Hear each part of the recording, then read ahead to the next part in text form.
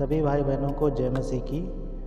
आज हम बाइबल में पढ़ेंगे प्रार्थना में शक्ति। प्रार्थना में शक्ति क्या है, इसकी ताकत क्या है, इसके बारे में जानेंगे।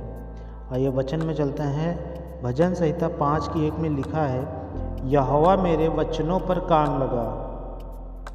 कुछ लोग सोचते हैं कि प्रार्थना करना समय की बर्बादी है, लेकिन पवित्र शास्त्र घोषणा करता है कि धर्मी जन की प्रार्थना के प्रभाव से बहुत कुछ हो सकता है। इसी बात को याकूब की 5वीं आयत में लिखा है, प्रार्थना में हर चीज़ के ऊपर शक्ति होती है। प्रार्थना व्यक्ति के आंतरिक आवश्यकताओं की पूर्ति करता है। प्रार्थना करने वाले को डर से मुक्ति मिलती है। भजनकार भजन संहिता में 118 की आयत 5 और 6 में कहते हैं, मैंने सकेती में परमेश्वर को पुकारा और परमेश्वर ने मेरी सुनकर मुझे चौड़े स्थान में पहुंचाया। यहोवा मेरी ओर है और मैं ना डरूंगा। प्रार्थना आत्मा की शक्ति देती है। भजन संहिता 138 की 3वीं आयत में लिखा है, दाऊद जो कहता है, जिस दिन मैंने उसको पुकारा उसी दिन तूने मेरी सुन ली और मुझ में बल देकर हियाव बंधाया। प्रार्थना उद्धार की ओर ले जाती है। और इसी बात को योएल 2 अध्याय में देखेंगे 32 आयत में कहता है, उस समय जो कोई यहोवा से प्रार्थना करेगा वह छुटकारा पाएगा।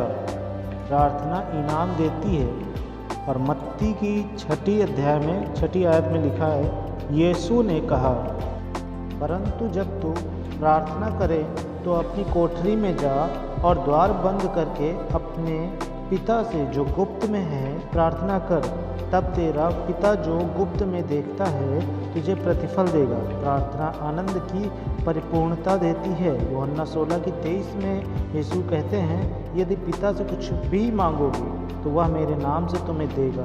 प्रार्थना में हम अपनी सारी चिंता परमेश्वर पर डाल सकते हैं, क्योंकि उनका हमारा ध्यान है। 1 पतरस उसकी 5वीं अध्याय में 7वीं आयत में लिखा है, परमेश्वर की शांति और जो सारी समझ से परे है हमारे हृदय और हमारे विचारों को मसीह यीशु सुरक्षित रखेंगे। फिलिपियों 4 की 6 आयत में लिखा है, प्रार्थना और प्रार्थना करने वालों की भौतिक आवश्यकताओं की पूर्ति भी करती है। हमारा दैनिक रोटी और अन्य सांसारिक आशीर्वाद भी जब हम परमेश्वर से प्रार्थना करते हैं तब वे अलौकिक तरीके से काम करते हैं। जब योना ने मछली के पेट से प्रार्थना की, परमेश्वर ने उसकी पुकार को सुना और उसे छुड़ाया। योना 2 अध्याय की 10वीं आयत में लिखा है, जब पौलुस और सीलास ने बंदीगृह में प्रार्थना की और यहोवा की स्तुति की, तब प्रभु ने उनकी जेल के दरवाजे खोलने के लिए एक भयंकर भूकंप भेज दिया। प्रेरितों के काम 16 अध्याय की 25 से 26 में पढ़ेंगे, जब एलिया ने प्रार्थना किया तो यहोवा ने 3.5 साल के लिए वर्षा को रोक दिया। और फिर जब उन्होंने प्रार्थना की तो परमेश्वर ने स्वर्ग को खोल दिया और बारिश भेजी और पृथ्वी ने अपनी फसलें पैदा की। याकूब 5वीं अध्याय में 17-18 आयत में पढ़ेंगे, जब याबेस ने यहोवा की दुहाई दी तब उन्होंने उसको आशीष दी और अपने भाइयों की तुलना में उसे और अधिक आदरणीय बनाया। उन्होंने उसके क्षेत्र का विस्तार किया और उसे नुकसान से रक्षा की। पहला इतिहास 4 अध्याय में पढ़ेंगे। प्रिय दोस्तों, आइए हम कभी गंभीर प्रार्थना की शक्ति को कम ना आंकें। हमारे प्रभु यीशु मसीह हमारे लिए उदाहरण रहे, जिन्होंने हमें न केवल प्रार्थना करना सिखाया बल्कि क्रूस पर उनकी मृत्यु तक प्रार्थना का जीवन भी जिया। आइए हम सभी लोग मिलकर प्रार्थना करते हैं। परमेश्वर तेरा धन्यवाद देते हैं आज के वचन के लिए प्रभु जी। जिन भाई बहनों को प्रभु जी मैं वचन दे रहा हूँ परमेश्वर, ये वचन उनके जीवन में परमेश्वर स्थायी रूप से ठहरने पाए। परमेश्वर उनके हृदय रूपी पटिया पे ये लिखा जाए।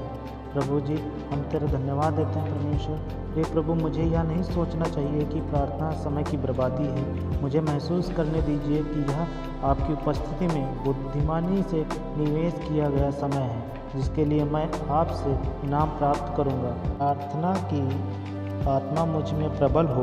मुझे प्रार्थना के माध्यम से आपके साथ हमेशा घनिष्ठ संवाद रखना चाहिए। आमीन। जो भाई बहन 7 ईसा एंजल चैनल पर नए हैं, प्लीज़ चैनल को लाइक करें, शेयर करें, सब्सक्राइब करें। सभी को जय मसीह की।